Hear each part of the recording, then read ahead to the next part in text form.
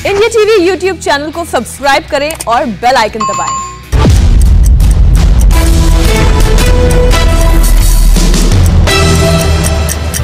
सबसे पहले बात कोरोना से हुई मौतों पर राजनीति की करते हैं। राज्यसभा में केंद्र सरकार का एक बयान सोशल मीडिया पर पूरी रात ट्रेंड करता रहा और इस बयान को लेकर कांग्रेस प्रिविलेज मोशन लाने का ऐलान भी कर चुकी है। राज्यसभा में केंद्र सरकार ने लिखित जवाब में कहा कि देश में कोरोना की दूसरी लहर के दौरान ऑक्सीजन की कमी से किसी की मौत नहीं हुई है। इस लिखित जवाब के लिए राज्यों और केंद्र शासित प्रदेशों से मिले आंकड़ों को आधार बनाया गया। सरकार ने कहा कि जो आंकड़े उन्हें राज्यों से मिले हैं उनमें से ऑक्सीजन की कमी से कोई भी मौत नहीं हुई है। और सरकार के इस बयान के बाद कांग्रेस सांसद केसी वेणुगोपाल ने कहा कि वो विशेष अधिकार हनन प्रस्ताव लाएंगे। केसी वेणुगोपाल ने सरकार के बयान पर हैरानी जताते हुए आरोप लगाया कि सदन को गुमराह किया गया है और वो स्वास्थ्य मंत्री के खिलाफ विशेष अधिकार हनन का प्रस्ताव लाएंगे।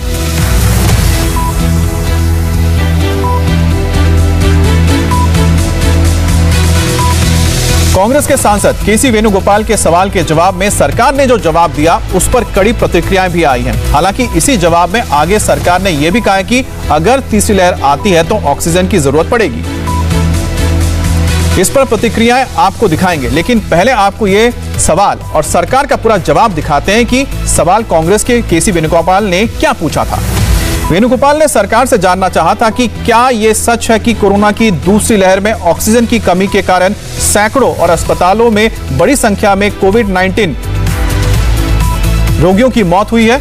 इस सवाल के जवाब में स्वास्थ्य मंत्रालय की तरफ से कहा गया कि यह राज्यों का विषय है और राज्यों और केंद्र शासित प्रदेशों द्वारा विशेष रूप से ऑक्सीजन की कमी के कारण कोई मौत की जानकारी नहीं दी गई है।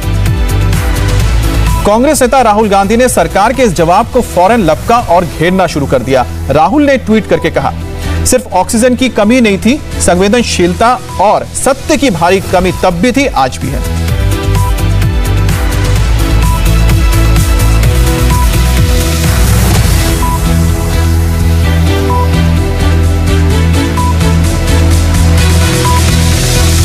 अब कांग्रेस के वरिष्ठ सांसद और राज्यसभा के विपक्ष के नेता मल्लिकार्जुन खड़गे ने सरकार के इस जवाब को गैर जिम्मेदाराना बताया। हमारे वेणुगोपाल जी के स्टार्ट क्वेश्चन को ही ये रिप्लाई दिया गया है और जब ये रिप्लाई आया है तो गवर्नमेंट का ऑथेंटिक रिप्लाई है और इससे यही मालूम होता है कि इनकी मैनेजमेंट कैसी थी।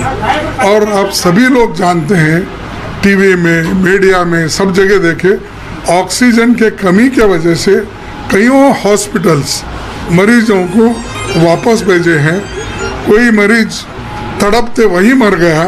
ये सारी चीज़ें सबको मालूम है। फिर भी अगर सरकार ऐसी करती है तो मैं ये कहूँगा ये बहरी सरकार है, सुनती नहीं, इनको दिखता नहीं, आंखें भी नहीं, अंधी सरकार है, तो मुंह की सरकार है, सिर्फ प्रिंट करके वो कहें। तो ऐसे सरकार को लोग सबक सिखाना चाहिए, यही मैं कहूँ। और इस पर बात करने के लिए हमारे साथ जुड़ गए आनंद प्रकाश पांडे। आनंद, जिस तरह से जो विपक्ष है वो ये आरोप लगा रही है कि सरकार ने गलत तथ्य दिए हैं, लेकिन सरकार जो दलील दे रही है कि जो राज्य हैं उन्होंने अपनी तरफ से जब लिखा ही नहीं है कि किसी की मौत ऑक्सीजन की वजह से हुई है, तो सरकार कैसे लिख सकती है? इन दोनों में आखिरकार क्या कंफ्यूजन है?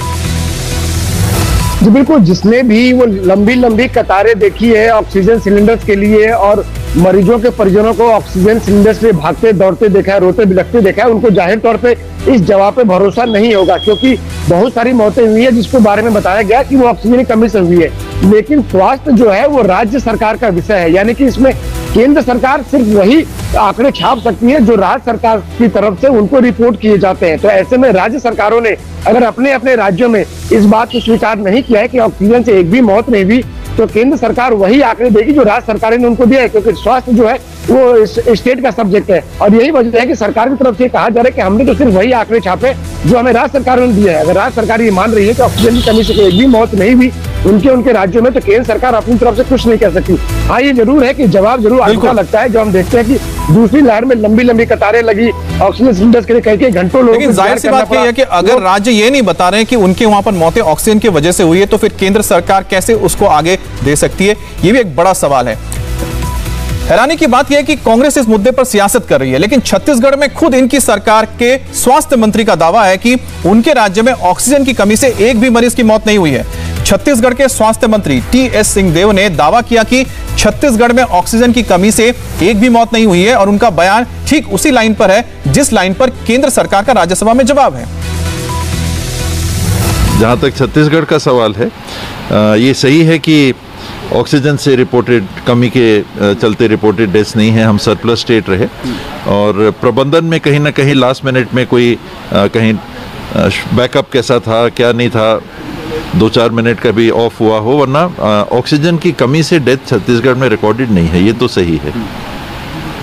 दिल्ली इत्यादि के कुछ अस्पतालों का हम लोगों ने न्यूज़ में सुना था, देखा था कि कोई निजी अस्पताल था या कोई अस्पताल थे, वहाँ ऑक्सीजन नहीं होने की स्थिति में, पर ये तो वहाँ की राज्य सरकारों को जैसी रिपोर्ट करनी है उसके आधार पर रिपोर्ट बनी। ऑक्सीजन की कमी नहीं होना ये तो संभव नहीं है कि ऑक्सीजन की कमी कुछ राज्यों को एक जैसी स्थिति सबकी नहीं थी, पर कुछ राज्यों में जहाँ स्ट्रेस बहुत ज़्यादा था वहाँ ऑक्सीजन की कमी की बात रही। ऑन रिकॉर्ड उनने क्या रखा है, राज्यों ने अपने रिकॉर्ड में क्या रखा है, कॉज ऑफ डेथ क्या रखा है।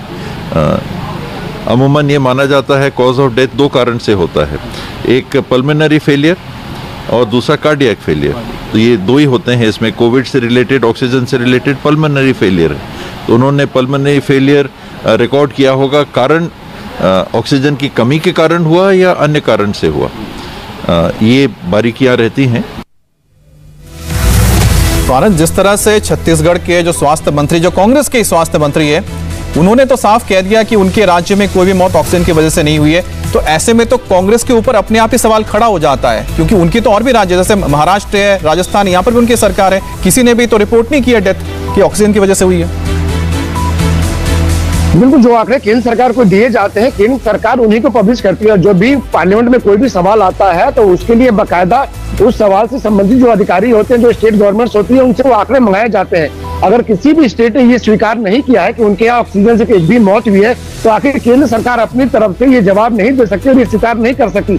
हाँ, ये जरूर है, लोगों को ये जवाब जरूर अटपटा लग रहा है, क्योंकि हमने देखा था कि ऑक्सीजन के सिलेंडर विदेशों से भी आए, देश में भी अलग अलग जगहों से ऑक्सीजन के सिलेंडर जहाँ जहाँ हॉस्पिटल से वहां पहुंचाया गया, ऑक्सीजन के प्लांट्स लगाए गए ताकि ऑक्सीजन की कमी न हो। लेकिन यहाँ जहाँ तक आंकड़ों की बात है, तो ये केंद्र सरकार का जो जवाब है वो राज्यों के और जो केंद्र शासित प्रदेश है उनके जवाब के ऊपर निर्भर है, उन्हीं के जवाब के ऊपर आधारित है। और सबसे ज्यादा तो हैरानी की बात यह है कि जो कांग्रेस की जहाँ सरकारें हैं वहीं पर ही नहीं बताया जा रहा है कि उनके राज्य में किसी की मौत ऑक्सीजन की वजह से हुई है, बाकी राज्यों को तो आप छोड़ ही दीजिए। वैसे कोरोना पर चल रही राजनीति के बीच प्रधानमंत्री मोदी ने विपक्ष के लिए क्लियर एक मैसेज दिया है। कोरोना पर सर्वदलीय बैठक में कांग्रेस, लेफ्ट पार्टी और अकाली दल के नहीं आने पर प्रधानमंत्री मोदी ने साफ साफ कहा कि महामारी किसी के लिए राजनीति करने का अवसर नहीं होना चाहिए। प्रधानमंत्री ने मंगलवार को संसद भवन में विपक्षी दलों के फ्लोर लीडर्स को बुलाया था और इन सभी नेताओं के सामने सरकार की तैयारियों को लेकर प्रेजेंटेशन रखा था।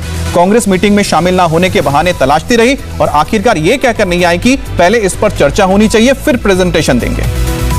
करीब 3 घंटे तक चली बैठक में स्वास्थ्य सचिव राजेश भूषण ने कोरोना मैनेजमेंट पर एक प्रेजेंटेशन दिया। प्रधानमंत्री मोदी ने यह बताने के लिए मीटिंग बुलाई थी कि तीसरी लहर को रोकने की क्या तैयारी होनी चाहिए, वैक्सीनेशन को लेकर सरकार की क्या योजना है, वैक्सीन की कमी को कैसे दूर किया जा रहा है, सरकार क्या कर रही है और कैसे कदम उठा रही है, और इस पर सरकार की तरफ से बाकायदा प्रेजेंटेशन दिया गया। लेकिन सबसे ज्यादा सवाल पूछने वाली कांग्रेस, आम आदमी पार्टी और अकाली दल प्रधानमंत्री की इस मीटिंग में नहीं शामिल हुए। अब आपको बताते हैं कि प्रधानमंत्री नरेंद्र मोदी ने इस ऑल पार्टी मीटिंग में क्या कहा है। वैक्सीनेशन ड्राइव शुरू हुए 6 महीने होने के बाद भी बड़ी संख्या में हेल्थ वर्कर्स और फ्रंटलाइन वर्कर्स को टीका नहीं लगा है। यह चिंता का विषय है। राज्य को इस पर और एक्टिव होने की जरूरत है। इस समय सभी को सतर्क रहने की जरूरत है, क्योंकि कई देशों में कोरोना के मामले फिर से बढ़ने लगे हैं। इसलिए केंद्र और राज्य को राजनीति से ऊपर उठकर एक टीम की तरह काम करना चाहिए। महामारी राजनीति का विषय नहीं होना चाहिए। यह पूरी मानवता के लिए चिंता का विषय है। आनंद, जिस तरह से प्रधानमंत्री मोदी प्रेजेंटेशन दे रहे हैं, बात करने के लिए सबको बुला रहे हैं, लेकिन जो सबसे ज्यादा सवाल पूछते हैं कांग्रेस है, आम आदमी पार्टी है, वही इस बैठक में हिस्सा नहीं लेते हैं और फिर वो सवाल करते हैं बाहर जाकर। देखिए, जहां तक आम आदमी पार्टी का सवाल है, आम आदमी पार्टी ने पहले कहा था कि वो इस बैठक में जाएगी। बकायदा संजय सिंह ने इस पे एक बयान भी दिया था, लेकिन जब उनको पता चला कि अकाली दल इस बैठक में शामिल नहीं हो रहा है, तो उन्होंने भी इस बैठक में जाने से किनारा कर लिया। यानी कि आम आदमी पार्टी और अकाली दल का जो फैसला था वो पंजाब की राजनीति और पंजाब में होने वाले चुनाव से था।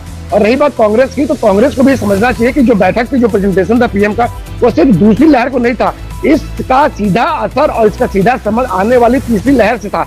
और अगर प्रधानमंत्री नरेंद्र मोदी खुद प्रेजेंटेशन दे रहे हैं, स्वास्थ्य सचिव उसमें मौजूद है, तमाम सवालों के जो जवाब विपक्ष लगातार उठाते हैं। ये तो सोचने वाली और समझने वाली बात ये है कि जहां आप सड़क पर उतरकर ट्विटर से लेकर हर जगह पे प्रधानमंत्री से सवाल पूछते हैं, और जब प्रधानमंत्री खुद आपके सवालों का जवाब देने के लिए बैठे हुए हैं, तब उनके सामने आप नहीं जाते हैं।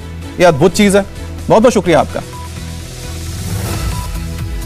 अब बात कोरोना की तीसरी लहर के डर के बीच प्राइमरी स्कूल खोले जाने की चर्चा की। आईसीएमआर यानी कि Indian council of medical research ने प्राइमरी स्कूल खोलने का सुझाव दिया।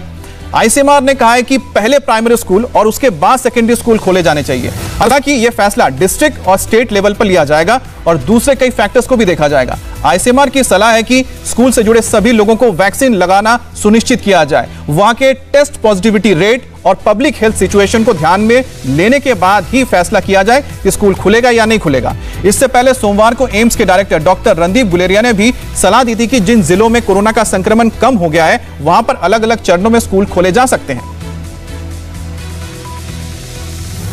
We know clearly that children can handle viral infections much better than adults. Young children, it has been established, have lower number of receptors, that is the ACE receptors is much lower in children where the virus attaches. और गोनिका हमारे साथ जुड़ गई हैं। गोनिका, जिस तरह से दिल्ली में हम बात करते हैं तो दिल्ली में तो काफी कम केसेस आने लगे हैं, तो ऐसे में सरकार के लोग क्या फैसला कर रहे हैं? क्योंकि आईसीएमआर ने कहा है कि अब स्कूल आप खोल सकते हैं, और खास तौर पे जो प्राइमरी स्कूल्स हैं। देखिए, अभी मनीष सिसोदिया ने कुछ दिन पहले मीडिया से बात भी की थी, उसमें उन्होंने कहा था कि अभी फिलहाल स्कूल खोलने पर कोई विचार नहीं है, लेकिन आईसीएमआर की तरफ से जो सजेस्ट किया गया है कि प्राइमरी स्कूल्स को पहले खोला जा सकता है, क्योंकि प्राइमरी स्कूल्स में जो छोटे बच्चे पढ़ते हैं वो उनमें वायरल इन्फेक्शन का ज्यादा खतरा नहीं है। वो अगर वायरल इन्फेक्शन होता भी है तो उस चीज को हैंडल कर सकते हैं, क्योंकि उनके अंदर वैसी एंटीबॉडी होती है जैसी कि एडल्ट्स के बीच में होती है, और एडल्ट्स जिस तरीके से वायरल इन्फेक्शन को हैंडल कर रहे हैं उसी तरीके से वो छोटे बच्चे भी कर सकते हैं। लेकिन जो सबसे जरूरी चीज है कि जब ये स्कूल खोले भी जाए, विचार किया भी जाए, तो पूरा स्टाफ जो है, जिसमें टीचर्स, पीएन या फिर जो भी स्टाफ स्कूल में काम करता है, उनको वैक्सीन किया जाए। बिना वैक्सीनेशन के स्कूल्स ना खोले जाए। साथ ही साथ पहले प्राइमरी स्कूल्स को और उसके बाद सेकेंडरी स्कूल्स को खोला जाए, क्योंकि छोटे बच्चे वायरल इन्फेक्शन को सही तरीके से हैंडल कर सकते हैं। हालांकि जो फैसला है वो राज्य सरकारों को लेना है। अगर राज्य सरकारों को ये जरूरी लगेगा कि हाँ, अब उनके राज्यों में कोरोना का जो पॉजिटिविटी रेट है वो कम है, केसेस कम आ रहे हैं और आगे ये ट्रेंड जो है वो और ज्यादा नहीं बढ़ सकता है, ऐसे में राज्य सरकारें अपने स्तर पर ये फैसला ले सकती है कि उन्हें स्कूलों को किस ट्रेंड पर खोलना है। आईसीएमआर की तरफ से सिर्फ एक सजेशन दिया गया है कि प्राइमरी स्कूल को खोला जाए, क्योंकि कई ऐसे देश हैं जहां पर प्राइमरी स्कूल को कोरोना की दोनों लहरों के बीच बंद तक नहीं किया गया। ऐसे में भारत में भी जो तमाम राज्य हैं वो इस बात पर विचार कर सकते हैं। एम्स के डायरेक्टर रणदीप गुलेरिया ने भी ये सजेशन दिया था कि प्राइमरी स्कूल को खोला जा सकता है, स्कूल खोलने पर विचार किया जा सकता है, क्योंकि अब देश में कोरोना के मामले हैं वो काफी ज्यादा कम आ रहे हैं। तीसरी लहर का खतरा तो बना हुआ है, लेकिन अभी तीसरी लहर को लेकर कब आएगी ये अभी कोई जानकारी। लेकिन इस पूरे मामले में जो पेरेंट्स होंगे उनका भी एक बहुत इंपॉर्टेंट डिसीजन होगा। क्या वो चाहेंगे कि वो उनके बच्चे स्कूल जाएं जबकि उनके बच्चों का वैक्सीनेशन नहीं हुआ है? ये भी एक बहुत बड़ा सवाल है। बहुत बहुत शुक्रिया आपका। अब बात जासूसी पर मचे बवाल की करते हैं। संसद में चल रहे इस बवाल को अब कांग्रेस सड़क पर लाने की तैयारी कर रही है। कांग्रेस का आरोप है कि सरकार जासूसी के जरिए विरोधी दलों की सरकारें गिरा रही हैं। मल्लिकार्जुन खड़गे ने कहा कि कर्नाटक और मध्य प्रदेश में कांग्रेस की सरकार को गिराने में भी जासूसी का इस्तेमाल किया गया था, लिहाजा कांग्रेस के नेता अब इस लड़ाई को और बड़ा बनाने वाले हैं। कांग्रेस के नेता आज से हर राज्य में प्रेस कॉन्फ्रेंस करने वाले हैं और 22 जुलाई को कांग्रेस के नेता सभी राज्यों की राजधानी में जासूसी के मुद्दे पर राजभवन तक मार्च भी निकालेंगे। पिछले 2 दिनों से विपक्ष के हंगामे की वजह से संसद ठप है और विपक्ष के रवैये को देखकर लगता है कि आगे भी संसद की कार्यवाही ठीक तरीके से चलने वाली नहीं है। पूरे डेमोक्रेटिक इंस्टीट्यूशन को और डेमोक्रेसी को खत्म करने के लिए मोदी जी और शाह जी तैयार हो गए हैं और बातें तो भाषण बहुत करते हैं, डेमोक्रेटिक वे से ही वो सत्ता हासिल किए हैं, लेकिन डेमोक्रेसी को खत्म करके अथॉरिटेटिव डिक्टेटरशिप चलाने की कोशिश वो कर रहे हैं। इसीलिए मैं कहूँगा कि सिर्फ अब जो कर्नाटक का बाहर आया है, तो मैं ये समझता हूँ कि इसी का इस्तेमाल ऐसा स्पाइंग करके सारी मालूमात लेके उन्होंने मध्य प्रदेश का किया होगा और गोवा का किया होगा। कांग्रेस जासूसी पर राजनीति में बिजी है, लेकिन पंजाब कांग्रेस में चल रही राजनीति उसके गले की फांस बनी हुई है। नवजोत सिंह सिद्धू और अमरिंदर सिंह को कांग्रेस आलाकमान कुछ दिनों में दिल्ली बुला सकती है। यह बड़ी खबर है, आपको बता दें, दोनों को दिल्ली बुलाया जा सकता है। सिद्धू के पंजाब कांग्रेस का प्रेसिडेंट बनने के बाद उम्मीद थी कि दोनों के बीच सुलह हो जाएगी, लेकिन ऐसा होता नहीं दिख रहा है और पार्टी हाईकमान दोनों को अब दिल्ली तलब कर सकते हैं। नवजोत सिंह सिद्धू के अध्यक्ष बनने के बाद अमरिंदर सिंह ने सिद्धू से मिलने के लिए नई शर्त रखी है, जिसके मुताबिक सिद्धू को उनसे माफी मांगनी होगी। यहां तक कि अमरिंदर सिंह ने सिद्धू को बधाई संदेश तक नहीं भेजा है। दोनों के बीच इस खींचतान का खामियाजा पार्टी को विधानसभा चुनाव में उठाना पड़े, इसको देखते हुए ही पार्टी के आलाकमान ने अब दोनों को दिल्ली बुलाकर दोनों के बीच सुलह कराने की पहल की है।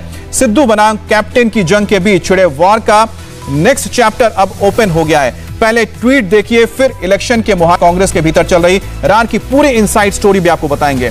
जाहिर है सिद्धू के लिहाजे से कैप्टन अमरिंदर सिंह आहत हैं। सिद्धू के पक्ष में हाईकमान का ऑर्डर तो कैप्टन टाल नहीं सकते, लिहाजा दूसरी राह अपनाई है और वो है सिद्धू से माफी मंगवाने की। सिद्धू क्या स्टैंड लेंगे ये तो वही जाने, क्योंकि उन्होंने भी अध्यक्ष बनने के बाद अब तक एक बार भी कैप्टन का नाम नहीं लिया है। मतलब साफ है कि सिर्फ 6 महीने बाद चुनाव है और पंजाब कांग्रेस में घमासान है। पॉलिटिकल पंडित कह रहे हैं कि अगर दोनों नेताओं में लड़ाई खत्म नहीं हुई तो पार्टी को नुकसान होना तय है। बात करेंगे संवाददाता पुनीत परिंजा से।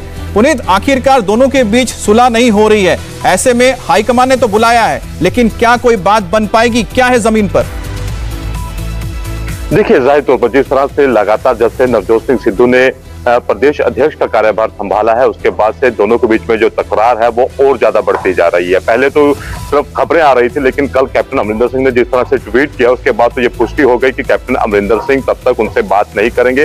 न सिर्फ कैप्टन अमरिंदर सिंह बल्कि कैबिनेट के एक और मंत्री हैं ब्रह्म महिंद्रा, जो कि दूसरे नंबर पर आते हैं। उन्होंने कहता प्रेस रिलीज जारी कर ये बात कही है कि जब तक मतभेद नहीं सुलझाए जाएंगे कैप्टन अमरिंदर सिंह के साथ, वो बातचीत सिद्धू से कभी मिलेंगे नहीं। और वहीं इसी तरह की ट्वीट जो था वो कैप्टन अमरिंदर सिंह के जो तेवर है उसके पीछे सबसे बड़ी वजह यह है कि आलाकमान उनके साथ है और दूसरी बात है कि उनके पास सपोर्ट है कई विधायकों का, जिसके वजह से सिद्धू के तेवर भी नरम नहीं पड़ रहे, लेकिन कैप्टन भी अपनी बात पर अड़े हुए हैं। वक्त